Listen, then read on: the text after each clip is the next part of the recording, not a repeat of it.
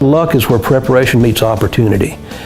And fortunately, I was prepared in each one of those instances where I was standing in the right place at the right time.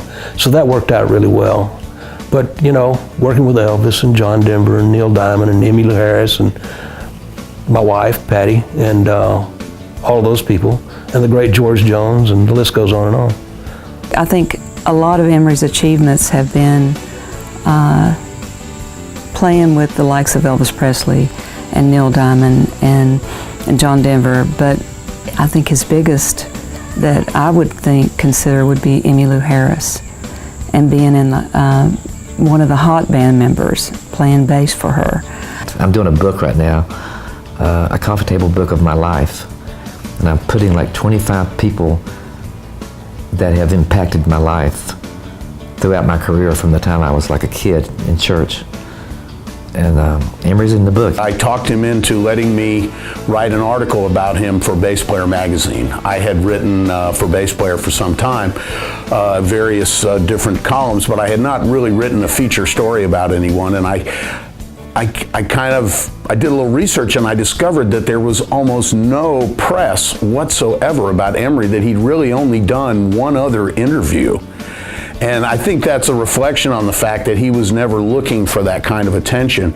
So I talked him into doing it, and we sat down at a restaurant down in Brentwood and just talked for hours.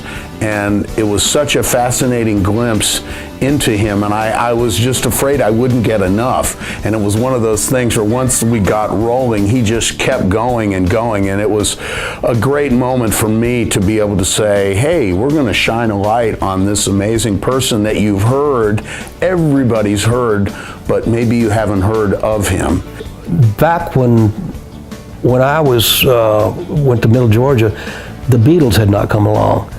So musicians were somewhere around lepers and horse thieves, you know, and on the totem pole.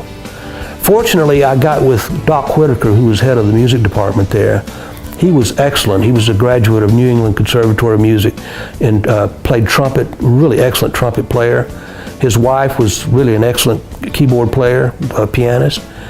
And talking about hands-on, he got a hold of me and he started steering me toward music. So I started, when I could, taking more and more electives in music. The reason for his success is that he's very passionate about anything that he sets his mind to do.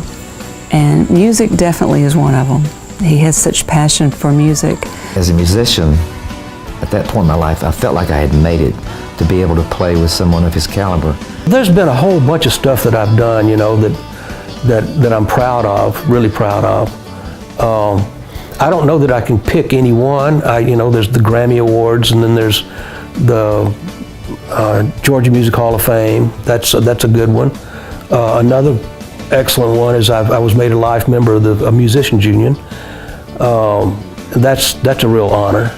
I feel that the records that we made together were some of my most successful records. And I'm proud of him. I'm proud of what he has done. I think we all owe Emory a debt of gratitude for his contributions to the music industry and just the body of music that is American culture. He definitely is on a pedestal, and I will always keep him up there. He's not coming down.